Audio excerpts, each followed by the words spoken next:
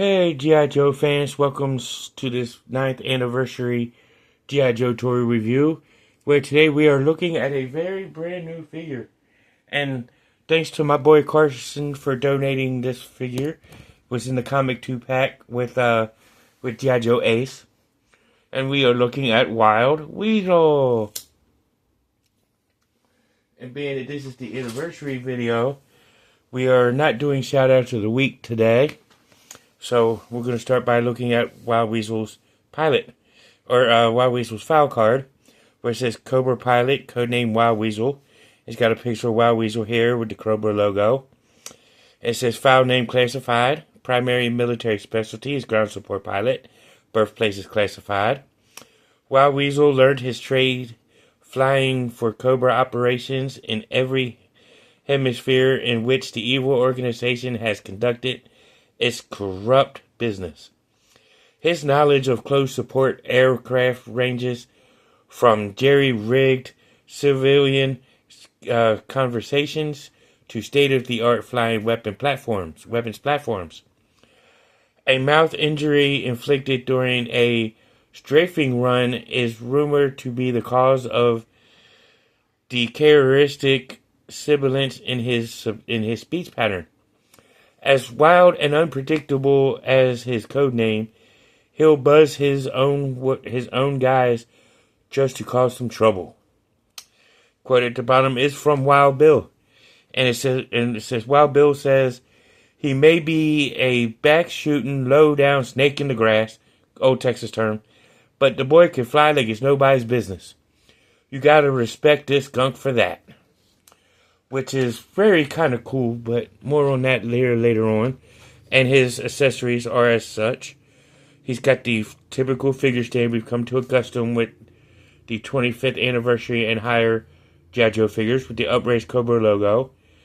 Codename Wild Weasel on the front. And he's got his pistol. Which this version I will be displaying with the pistol because he didn't come with this one didn't come with the Rattler jet. I still got to get the Rattler jet. But this is Wild Weasel. Let's take a look at his uniform. Red with a black visor, silver highlights on it. You know, red jumpsuit, black harness with the silver buckles. He's got the silver Cobra logo right there on that shoulder. His pouches are a little bit more darker, of a darker red. He's got two black belts with silver buckles and a darker red pouch. He's got two dark red pouches on that arm and one on that arm and a silver device there. You know, with a black band around that. Black gloves. He's got a pad right there and two pads on his thighs. He's got an unremovable knife in a sleeve right here with two pouches. And his pistol holster. You know, and let's continue with the red pants on his the red pants of his jumpsuit with black boots. So let's take a look at the articulation of Wild Weasel. His head can rotate all the way around the full 360. He's got some up and down movements, side to side. His arm can't come out to that far. He can rotate all the way around. He can bend at the elbow. He can rotate at the elbow. He can rotate at the wrist. And he does have the ab crunch feature, which could cause him to turn around and do the ab crunch. And it's not impeded by the sculpted on harness. His legs are at a typical T-hook. He could do that much of a split. His leg can lift about so high. He's got the double knee joint right there. And then he's got his leg can pivot as well as rotate. So let's go ahead and gear him up. And like I said, I'll be just playing this version with his gun in his hand. When I get the Rattler one, depends on if he's got a gun or not. I'll probably put the gun in the holster due to him being the pilot of the Rattler. So here he is, all geared up and ready to go. Ready to take on Ace. But he is the only one in this 2-pack that actually came with a accessory. With a weapon. So, he's going to be fighting an unarmed man. Typical Cobra tactic of fighting an unarmed dude. And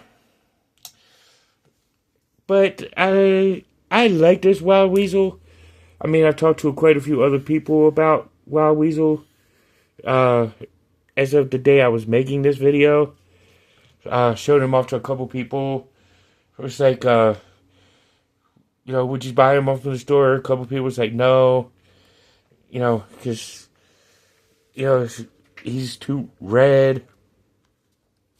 Which red is one of my favorite colors, so I mean, I would be attracted to this guy with the red.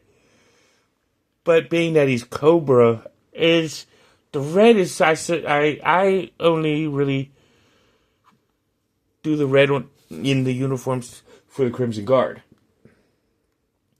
That's what I closely relate the red to, is the Crimson Guard. But Wild Weasel does pull it off. He does come with a blue jet. The Cobra symbol on the jet is blue, or is red, so I guess that kind of matches. It gives a little bit of a color spot there with him being in a red uniform. But this is a top tier character. He was never used much in the comic book or the cartoon. He only had a few issues in the comic book. Only had a few spots in the cartoon, but nothing real standoutish.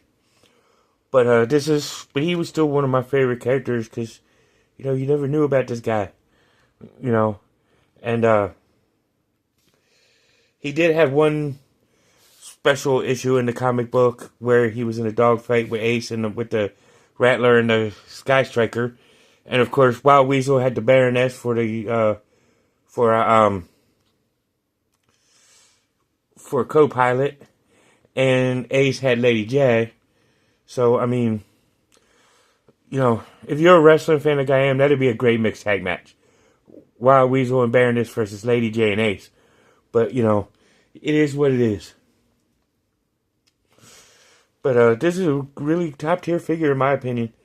He'd be better looking alongside of the Rattler or inside of it. But I'm kind of glad to do this. Thanks to my friend Carson to donating me this figure, complete. With Ace in the comic 2-pack. So I'm really kind of glad this was donated to the channel. Carson, you the man. But sooner or later we'll do an episode on Ace. So, but that is for this issue and this anniversary show. I will see you in the next one. Peace, love, and hair grease, and thank you so much for 9 wonderful years. Now you know, and knowing is half the battle. See you in the next one.